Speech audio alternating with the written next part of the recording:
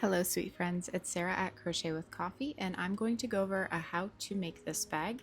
It's not a tutorial, but I'm just going to show you the basic steps of how to construct this granny square bag. So the squares are made up of 13 rows of color and one outside row of whatever contrast color you'd like.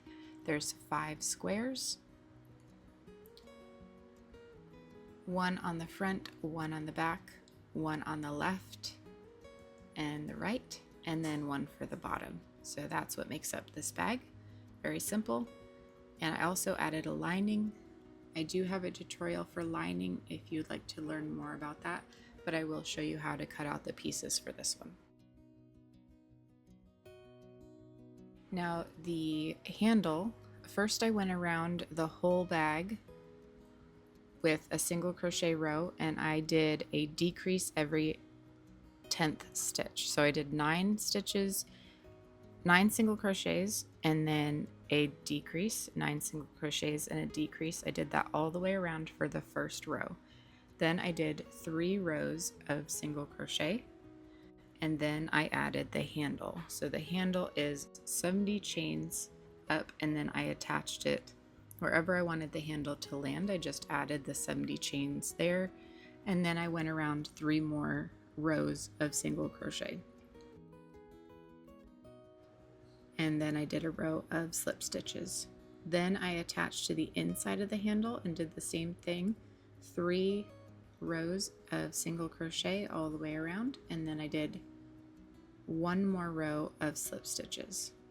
I add the slip stitches because it gives it a little bit more of a sturdy structure, and then I whip stitched on the back side of that handle.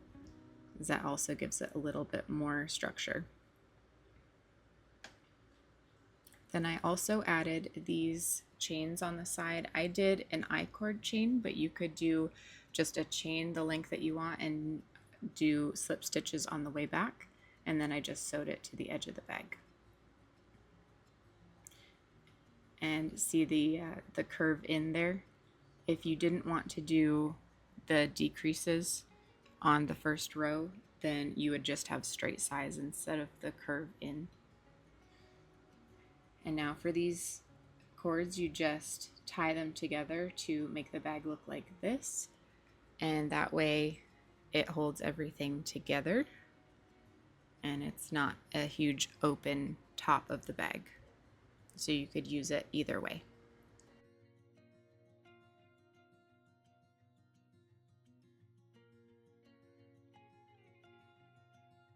Again, the 13 rows of color and then 1 row of white, and then I attached all of the squares with a single crochet. I'm going to show you how to lay that out later, but let me show you how to cut out the lining first if you want to add lining. If you don't want to add lining, you can skip this step.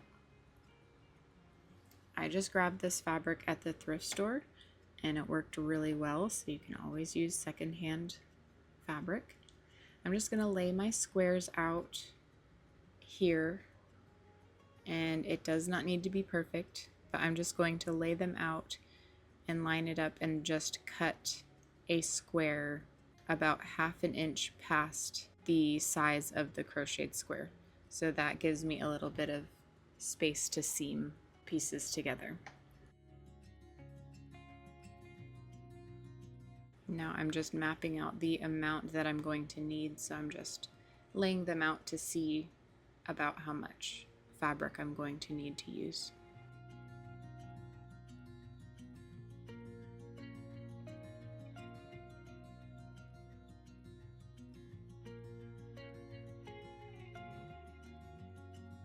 Now once everything is laid out, I'm just going to cut about 1/2 inch outside of the crocheted square to give myself a seam allowance. And I'm going to cut out 5 of those squares. And after that, I'm just going to set those fabric squares to the side, and I will start seaming those up later. But now I'm going to put the crocheted part of the bag together. So let's lay out those pieces. So the way you're going to lay them out is a center square, and then you're going to put a square on each side of the center. So you're going to seam all the way around the center square with the outside squares. And I just did a single crochet to attach them together. So I just put both of the wrong sides together, or the side of the square that you do not want to be seen, or the inside of the bag. I put those two together, and then I did do a whip stitch at first, and I didn't like the way that that looked, so I ended up doing a single crochet, but you can seam this up however you'd like.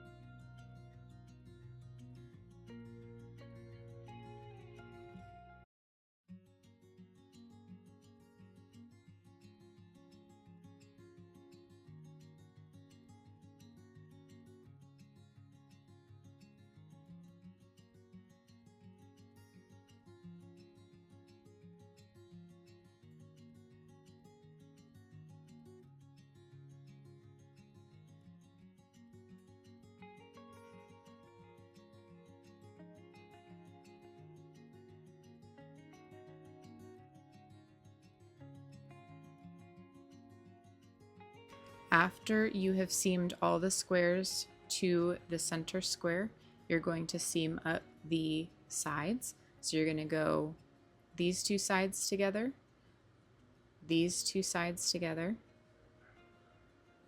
You're going to seam these two sides together, and then the last two sides together. And that will start forming your bag.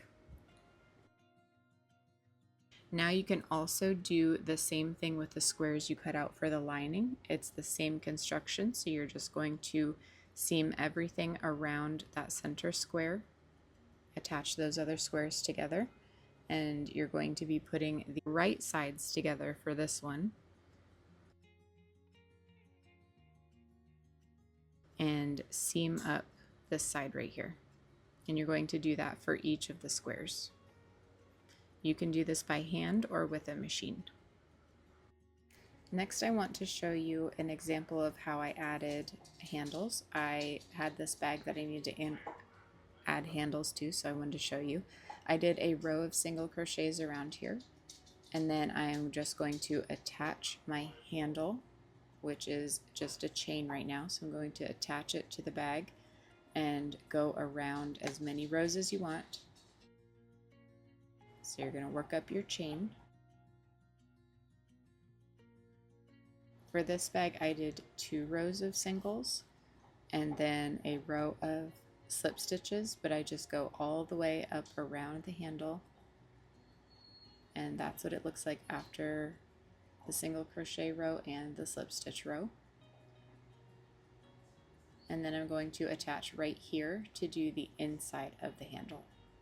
I'm just going to work all the way around the inside of that handle on the back side of the chain, on the handle part, and then just on the top of the bag here.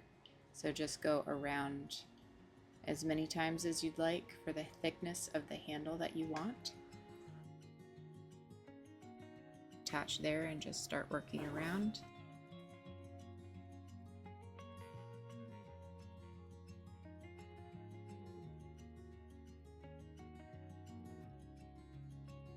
So that is the first single crochet row. I'm going to add 1 more row and then a row of slip stitches, just like I did for the outer side. So that is what it looks like after all the rows are done. And now I'm going to fold the handle like this, and then we're going to whip stitch the back side of that handle together so that it makes it nice and sturdy. So you just fold it like that, and then we'll work on the back side doing a whip stitch to hold it together. And we're just going to go in those stitches right there on the back. We're just going to whip stitch those together. And it's going to look like this once you get started.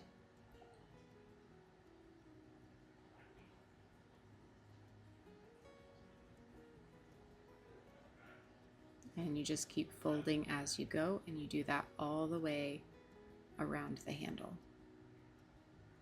and then it ends up looking like this. And you are all done with your handle. It ends up being a really nice and sturdy construction for a handle. So thank you so much for joining me today. I hope you had fun with this little how-to video, and I hope you have a wonderful day, and I hope you find joy in the little things.